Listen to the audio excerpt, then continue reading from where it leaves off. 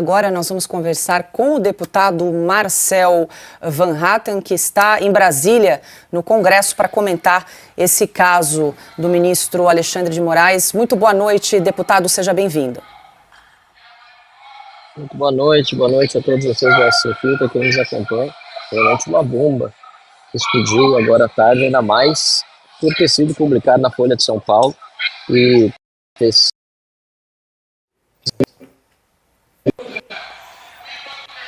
Bom, agora acho que sim, o senhor está no Congresso, né? Deputado, eu queria perguntar como é que repercutiu, já que o senhor está aí em Brasília, essa reportagem da Folha de que o ministro Alexandre de Moraes teria utilizado o Tribunal Superior Eleitoral fora do rito formal para investigar aliados de Jair Bolsonaro.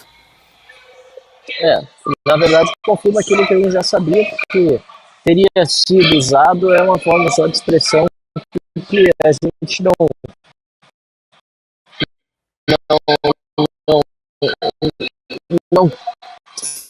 denunciando se foi usado fora do rito, vários processos. Bom, a gente vai restabelecer contato com o deputado, a gente está com um probleminha de conexão. A gente vai destacar aqui mais um trecho da reportagem da Folha de São Paulo para comentarmos aqui juntos, está aí na tela, então, para quem nos acompanha.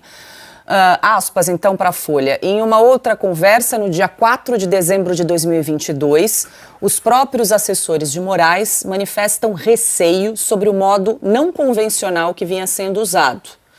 Às 12 horas daquele dia, Marco Antônio Vargas, juiz auxiliar de Moraes no TSE, pergunta a Talhaferro: Doutor Ayrton está te passando coisas no privado? Após o chefe do órgão de combate à desinformação responder que sim, o juiz do TSE faz uma brincadeira sobre a possibilidade de o modelo implicar em nulidade de provas. Falha na prova, vou impugnar, disse ele. Tá aí então, Piotr, mais um trecho dessa troca de mensagens entre os assessores do ministro Alexandre de Moraes. Aí, né? Uma prova cabal de que eles sabiam que estava acontecendo de maneira ilegal. Não somente isso lá é linguagem para quem está discutindo o que pode, obviamente, privar alguém da liberdade, conta bloqueada, enfim, uma série de ações penais contra uma pessoa. Isso é conversa de juiz. Claro, eles tinham plena consciência, aliás, eles discutem a possibilidade de ilegalidade, mas em outro trecho também. A forma está boa, será que pode desse jeito? Ou seja, há uma clara noção da irregularidade e da ilegalidade, o temor disso.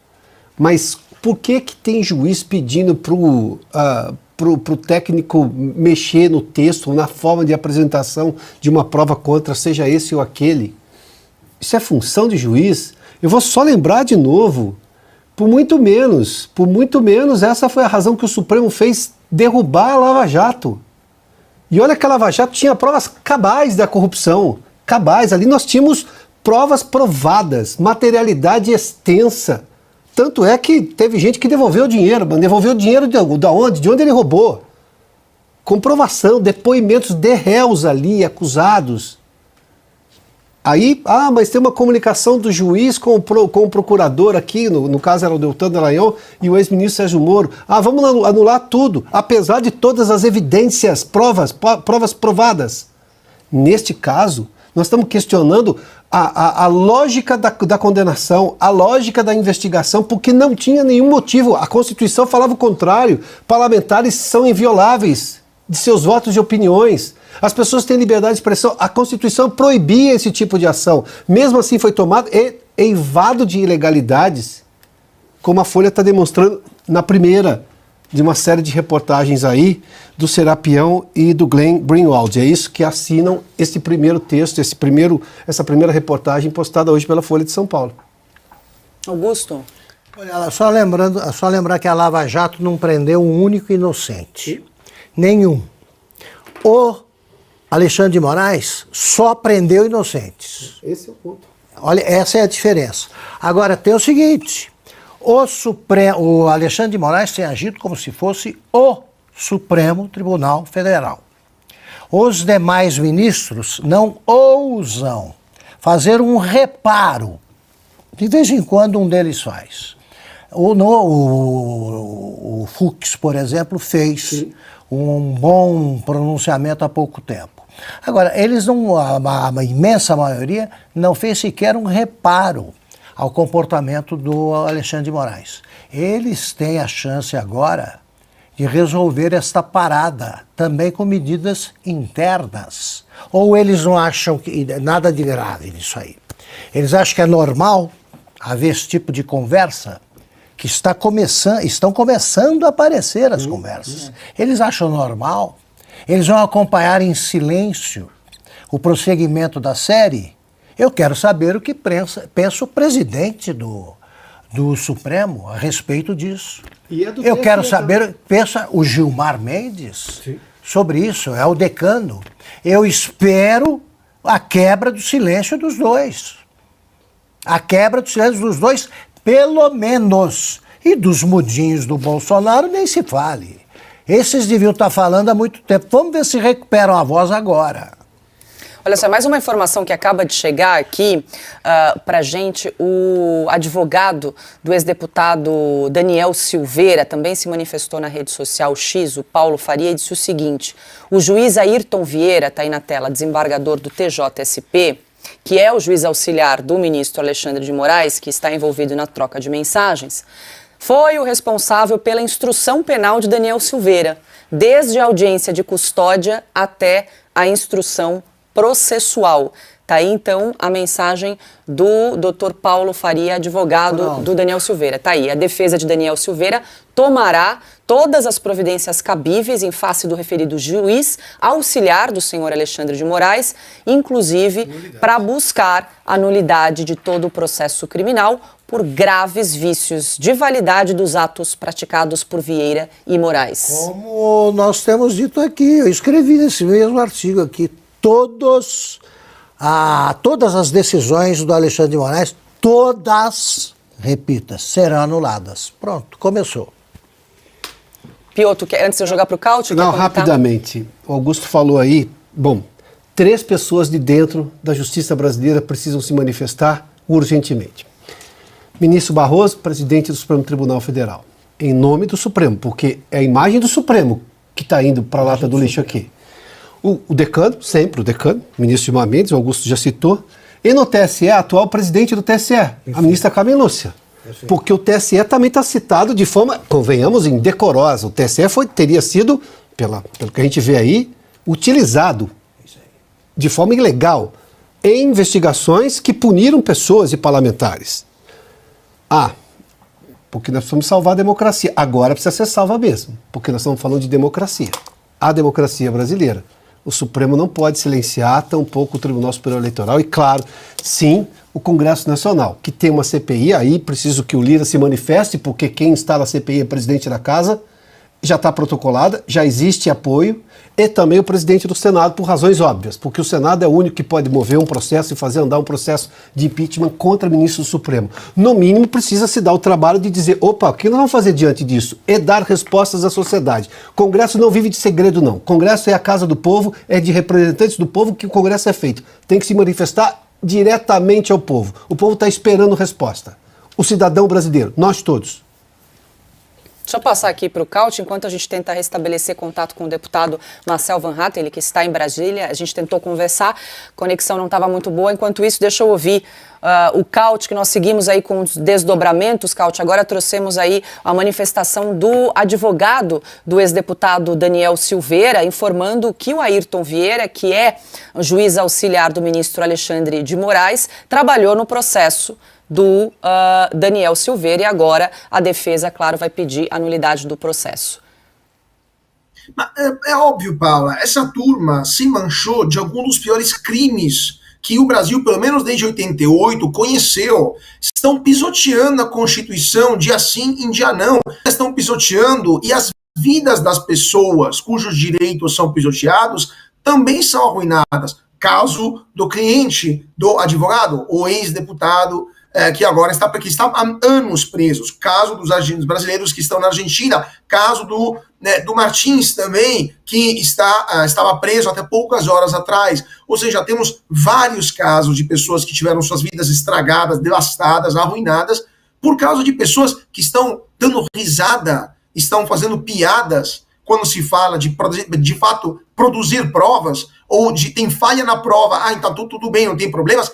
Na base disso tem pessoas que vão presas por anos, sem sequer saber o porquê muitas vezes, ou no caso do Martins, por exemplo, que estava preso mesmo, ele tendo provado de todas as formas que ele não estava, nunca foi, que não foi no final do ano, que estava no Paraná, tinha prova até do recibo do Uber e do restaurante, mesmo assim ficou preso por meses, e está tudo bem. Essa turma aqui é uma corja que colaborou com o festival de atrocidades jurídicas que atormentaram o país nos últimos anos, atribularam esse país, colocaram em xeque a própria existência do Estado democrático de direito nesse país, e essas pessoas dizer, não, eu só cumpri ordens e não fiz nenhuma ilegalidade, nenhum tribunal internacional aceita esse tipo de desculpinha, apenas cumprir ordem, nem a Corte Penal Internacional aceita algo assim, muito menos deveria aceitar um tribunal no Brasil, onde essas pessoas um dia vão responder pelos seus crimes. Porque não é possível, condenação de lotes no caso do 8 de janeiro, proibição de ter o direito à defesa, dos advogados não podiam nem falar, né? A representação oral foi proibida, prisões arbitrárias, multas impagáveis, estava escrevendo aqui aquilo que me lembrava só de cor, assim, daquilo que aconteceu, violações de garantias, violações de domicílio, de rompimento de sigilo bancário e telefônico, até violações de direitos humanos, como a gente viu no caso do Martins e dos presos do 8 de janeiro, e tá tudo bem? E vai passar assim? E ninguém vai fazer nada, mesmo eles dando risadinha dos absurdos que estavam cometendo, e o Senado vai ficar calado? E o presidente do Senado vai ficar calado também? Essa será a legislatura que será lembrada pela infâmia? Ou esse pequeno Vyshinsky, né? Porque toda vez que eu penso nesses abusos, me lembro do procurador de Stalin, o Andrei Vyshinsky, que basicamente tinha só uma ordem que Stalin deu para ele: vai, condena todo e manda, na melhor dos casos, para a Sibéria e no pior, para o paredão. Temos um Vyshinsky no Brasil. Está muito claro por aquilo que aparece na Folha. E tem muito colaborador, esse Vyshinsky. Deixa eu tentar contato novamente com o deputado Marcel Van Hatten. Deputado, boa noite. Boa noite, estão conseguindo me ver agora? Agora sim, eu tinha perguntado como é que foi a repercussão, já que o senhor está em Brasília aí, dessa matéria com os parlamentares, e o que vocês estão discutindo diante desse fato, o que fazer em relação a essa reportagem publicada pela Folha. Bom, a repercussão aqui foi de euforia na oposição, porque tudo que nós já sabíamos está sendo confirmado. Confirmado que nunca houve devido processo, nunca houve uma utilização da lei e da Constituição de acordo com o que se espera de magistrados. O que nós estamos vendo nessas conversas são trocas de mensagens entre pessoas que jamais poderiam, ao mesmo tempo, fazer acusação, investigação e julgamento, e o Alexandre de Moraes vai pagar por esses seus crimes. Aqui na Câmara dos Deputados, a oposição já está mobilizada para pedir novamente a instalação da CPI do abuso de autoridade. Me parece que não há momento mais oportuno para isso, apesar de tantas outras vezes nós termos dito mesmo, mas desta vez não há argumento mais para que ela não ande, quando até mesmo a Folha de São Paulo, matéria tão detalhada com os abusos de autoridade, com os crimes cometidos por Alexandre de Moraes. Na verdade, que ele realmente é um criminoso. Deputado, Augusto também tem uma pergunta. Deputado, é um prazer revê-lo. Boa noite. Eu queria saber o seguinte: como é que está o clima no Senado especificamente, já que pode haver um processo de impeachment? Cabe ao Senado deliberar sobre isso. Claro, eu não estive no Senado ainda, mas eu estou em contato com o senador Girão, que hoje de manhã disse já que teria uma peça de impeachment para protocolar amanhã contra o ministro Alexandre de Moraes. Eu imagino que agora ele vai atualizá-la com esse caso escabroso e espero que o senador Rodrigo Pacheco, que preside amanhã uma sessão no Congresso Nacional, se manifeste o quanto antes, porque é a Casa da República que é responsável pelo impeachment do ministro Supremo e o Senado precisa agir. Aliás, parabéns, Augusto Nunes, o que você tem feito aí, cobrado realmente dos senadores, é fundamental, além de cobrar os outros ministros do STF. Porque, assim como o Caio disse, e parabéns a ele pela excelente matéria feita lá na Argentina, assim, excelente a gente fica até aflito lendo ela, né? É triste demais o que está acontecendo com esses exilados brasileiros. Assim como o Carlo Cauti disse, em relação a que é um absurdo dizer que só se cumpriu ordens, da mesma forma, os demais ministros do Supremo Tribunal Federal, ao não se pronunciarem, me refiro a todos os outros 10, estão sendo cúmplices desses crimes que estão acontecendo a olhos vistos por parte do ministro Alexandre de Moraes.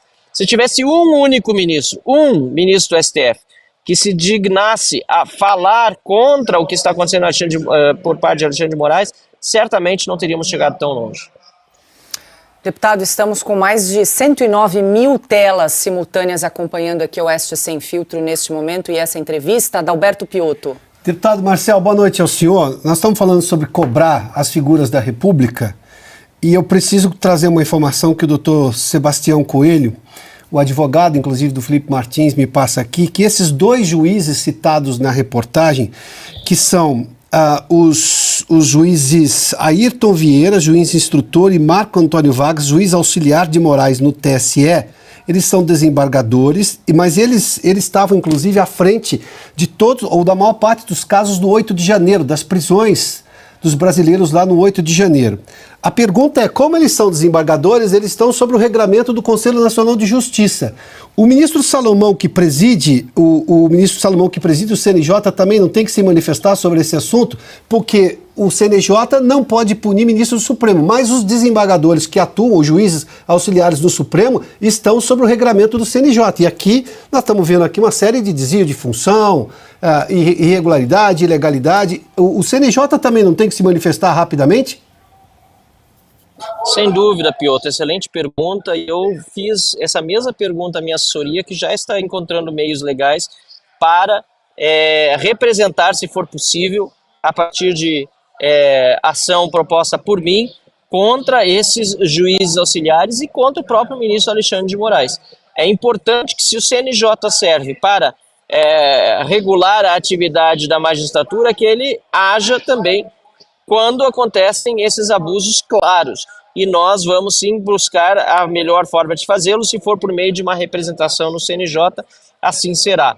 E mais uma vez, a CPI do abuso de autoridade, ela precisa ser instalada aqui, porque é a forma que nós teremos de investigar todos esses abusos. E o meu colega, deputado Nicolas Ferreira, acabou de postar nas suas redes sociais que vai solicitar ao Glenn Greenwald que mande todos os documentos que possui, se for possível mandar tudo, ou que ele puder mandar, para anexar também ao pedido de CPI como mais um material probatório. E lembrando, o caso do Felipe Martins, também deixando aqui um abraço ao próprio Felipe, a família dele, a Annelise e ao Sebastião, que é seu advogado, é escabroso. Eu estive com ele, eu visitei ele no último domingo, cheguei 00:30 na sua casa, de domingo para segunda, e ficamos até 5h40 da manhã. Imagina, passei a madrugada, porque é o período, era o horário que eu tinha e que ele tinha também para me receber. Passamos a noite toda vendo o processo, e o processo dele, assim, sinceramente, eu coloquei na minha rede e vou repetir aqui: a chapa vai esquentar,